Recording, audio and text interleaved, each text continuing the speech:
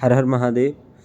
एक बार की बात है, सप्तऋषियों ने नारद जी महाराज से कहा कि आप भगवान के पास में आते जाते रहते हैं, हमारा एक प्रश्न है भगवान से, वो पूछ के हमको बताइएगा। तो नारद जी महाराज ने कहा कि आप हमसे क्यों कह रहे हैं, मैं आपको भगवान के पास में ले कर के चलूँगा और आपको जो पूछना हो सब आप भगवान से पूछ लीजिएगा। सप्तऋषि बहुत प्रसन्न होते हैं और कुछ समय बाद नारद जी महाराज सप्तऋषियों को ले करके भगवान के पास जाते हैं। तो सप्तऋषियों को आया हुआ देखकर भगवान बहुत प्रसन्न होते हैं और उनसे आने का कारण पूछते हैं कि क्या कारण है आने का आप लोगों के।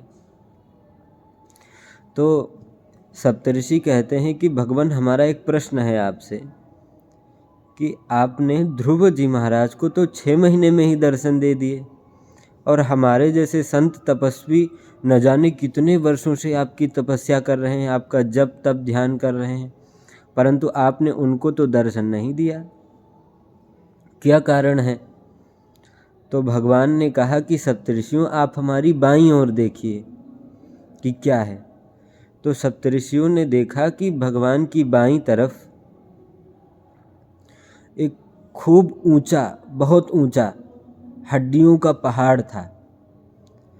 तो सप्तऋषियों ने भगवान से पूछा, ये हड्डियों का पहाड़ किसकी हड्डियों का पहाड़ है। तो भगवान ने कहा, ये किसी और की हड्डियां नहीं हैं, ये ध्रुव जी महाराज की ही हड्डियां हैं और उनको इतने साल हो गए मेरा जप तप करते हुए और अब जाके हमने उनको दर्शन दिया। तो ये देख करके, यह सुन करके भगवान सप्तऋषि जो थे बहुत आश्चर्यचकित रह गए और उन्होंने भगवान से पूछा कि हमें शीघ्रातिशीघ्र आपका दर्शन कैसे सुलभ हो, ये हमें बताइए। तो भगवान ने कहा कि अभी आपको मेरे पास कौन लेकर के आया है, सप्तऋषियों से पूछा। तो सप्तऋषियों ने कहा कि नारद जी महाराज लेकर के आए हैं। तो भगवान कहते हैं कि जब जब आप मेरे भक्तों के सेवक बनेंगे, भक्तों के पास रहेंगे, भक्तों के पास में बैठेंगे, तब तब मैं आपको बहुत प्रसन्न रखूँगा।